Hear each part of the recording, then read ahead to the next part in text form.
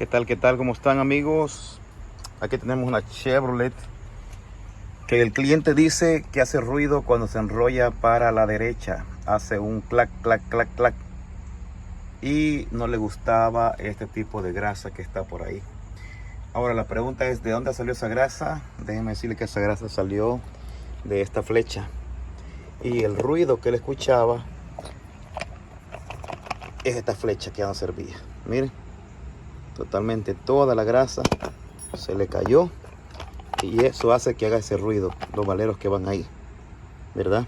Esta flecha, esta Chevy, se quita todos estos pernos de adentro, que van allá al final, los van a ver, a esos que van ahí, porque esta ya es la flecha nueva.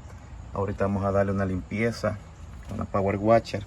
Aquí está ya la bota nueva y la flecha, miren.